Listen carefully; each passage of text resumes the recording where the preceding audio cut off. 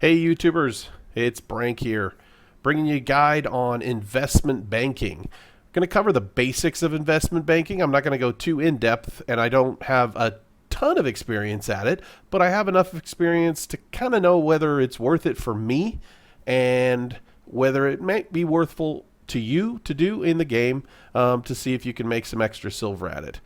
So here's the guide. Enjoy, guys.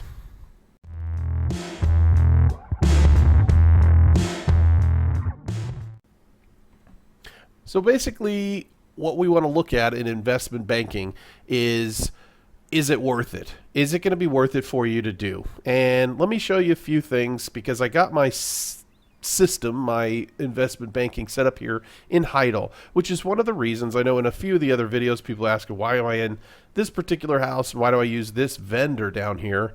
Because I already had to buy this house because it's linked to the residence that I wanted to buy because it was cheaper. Now, the first thing you have to do investment banking is buy a residence and increase the amount of house points that you have in that residence. And what you could do at any of the residents, like there's an open one here next to me, right? You want to go up to this and hit R to interact. You're not going to buy it. You're just going to look and see what the highest value of points somebody's put into that house. That means the chandeliers, the beds, the whatever stuff that they have in their house at the time. That's how many points they have invested in that house. You have to have a rank 1 residence or house in the town that you want to do investment banking in. And the way that you get that many points or to rank 1 is you have to buy stuff or craft stuff for your house. Obviously, like with anything else in the game, it's probably easier to craft it, but it's time consuming. So I'm just going to go over basically straight buying the equipment or the housing items. So this is what my house looks like, and it's pretty ridiculous. I've got a bunch of shells all over the ground. I've got a bed. I don't know why I put the bed in. I probably could take the bed out because that's really not worth that many points. I've got a rug. I've got a table. I've got a chair. And I've got a bunch of chandeliers up on the ceiling. I didn't do this for the aesthetics. I did this because I needed to get points in the residence so that I could be rank 1. And right now, I'm actually not because somebody else came in and bought some more points into the house. Right? So right now he's at 1,510 points. I'm at 15 and 7, right? So I'm 3 points behind him. So what I'm going to do is I'm going to walk into my residence and go into place mode, and I'm going to put down a couple of shells or one more shell, which will get me above him, and I will have a rank 1 residence. So I place that other shell down in my shell house here, my Shell Corporation house. And now when I come up here and hit F1 to visit to see what the highest point person is, the rank 1 is me. So now what I can do in my town, if I go to my map, is I should see this investment banking open up. And there's 2 types of investment banking. There's basically the non risky one where you put a set amount of gold ingots in and you'll get those ingots back and a little bit of money I think it depends on the worker that you have going, doing it for you and on their speed and everything, but it's about a 24-hour period. The investment banking that's a high yield, similar, right? You have to put in a certain amount of ingots to try to get that, money back or earn potential money on that. But it also has the potential of losing your money. I've been sticking with the standard investment banking. Yeah, maybe I'm a wuss. Maybe I don't want to lose a bunch of gold, but to me, it's, from everything that I've read and everything that I've seen so far, it's not worth it. And I'll probably try it out and update this video and let you guys know if it was worth it after I blow some more money. But I'll show you basically what I had to do to get to this point, to get my house to that point, and why it's already enough of an investment. So what I'm going to do is I'm going to click this. I already had a human professional worker that was ready to get started on this, and I already have ingots in the bank in my warehouse. I had to have 7 of these. I actually got 14 for some reason. And then all I got to do is hit start, and he'll go out there, and you can see right now it's going to take him 21 hours to come back. So roughly, about a day to come back with whatever. And what I noticed, because I already was doing this for a little while, I should have saved the males because I had some of the males, but I was making about 28,000 silver a day from this.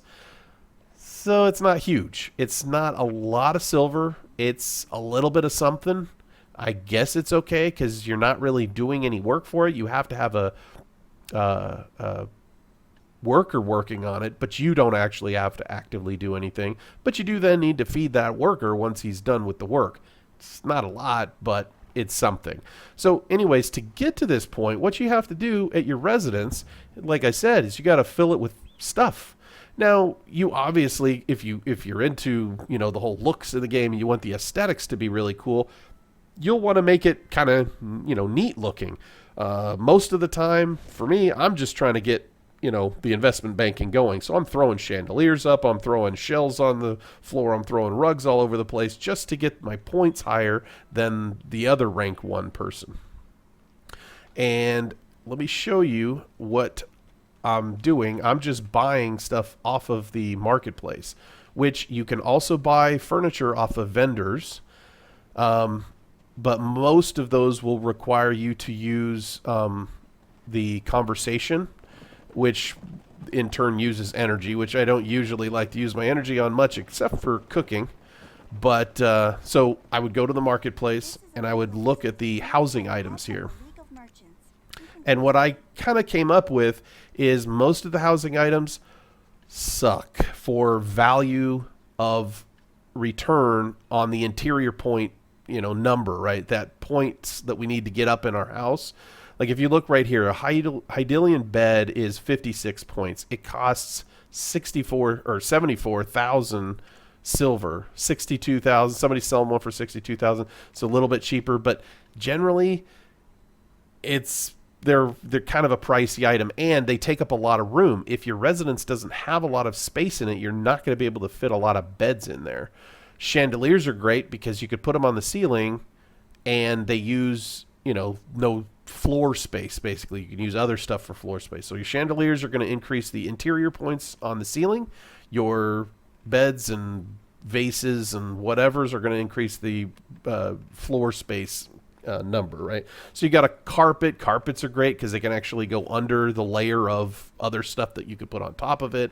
What I've found is the highest point or the highest interior point to cost items on the auction house are the turban shells, which is why I bought a bunch of those, because there's 7 points for roughly 1,700 silver, which is fairly cheap. That comes out to about 250 silver per point. Also, what's another good one? Another good one is the vases are pretty decent. 10 points at 2,600 roughly. And like I said, the chandeliers, obviously, if you need, they're actually not that great for price per point, but since you could put them on the ceiling, it's, kind of a trade-off because you're getting stuff on the ceiling. Anyways, you're going to come here, you're going to find stuff that's high point value that you can fit in your house, that you can then, put in your house. So if you looked at the house that I was at, my residence, I was at about 1,500 points. That's really low. Some of these houses, you have to get to rank 1, you have to get to about 5,000 points. In fact, we can look at some of these other houses. Let's just look at this one right here. I don't think this is a guild house. Yeah, this one right here, right next to the marketplace. 5,700 points to get to rank 1. So it's going to cost you a lot of money. If you extrapolate out and do a little math here, I'll probably pop up an annotation. Basically, if I'm buying those turbans or the vases, I'm looking at about 250 silver per point. For my small house that's only 1,500 points, that was even just the vases, which isn't all that goes into it, is 375,000, about 400,000 silver just to get it to the point where I can start doing the market investing. It's actually more because, like I said, you can't fit enough on the floor. Whereas the chandeliers and stuff, you're going to have to buy some of those chandeliers. Those are, like I said, much higher cost per point. Those are closer to 600-700. So you're actually going to average about 500 silver per house point, which is going to end up costing you, even for 1,500, like my house that was 1,500 to get to rank 1, about 1,000,000 silver to get it to that point. These bigger ones, I mean, you can kind of figure it out. 5,000 is going to cost you about 2 to 3 million to get enough housing interior points in there. Like I said, you can craft it yourself, and that's actually the best way if you really want to do something like this, to use the synergy between house crafting and by doing a lot of chandeliers and investment banking. Those are two good things to use in conjunction, just like I've talked about before, using fishing and cooking. Fishing, there's a lot of recipes that require fish, so doing those two things together is probably a good way to do it. Crafting housing items, probably a good way to get your housing points up so that you can do investment banking. So what happens now that I have that rank 1 house, I sent that guy out, I'm going to make about 28,000 silver per day for doing nothing really besides sending that worker out to do that.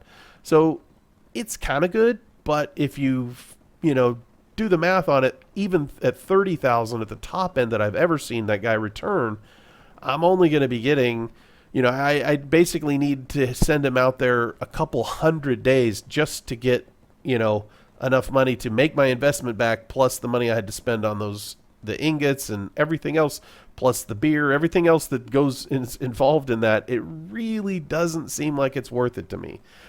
Maybe some other people have had some different experiences. Maybe there's some other towns that have some, secret unlock stuff. But just from Heidel, honestly, I don't see any point in doing the investment banking. Like I said, unless you're doing furniture crafting, unless you're crafting stuff anyways, and you want to kind of get into investment banking just for kind of a supplemental income, it's probably not going to work out all that great for you, because having all those points and spending the money to get those points in the house just doesn't, completely add up.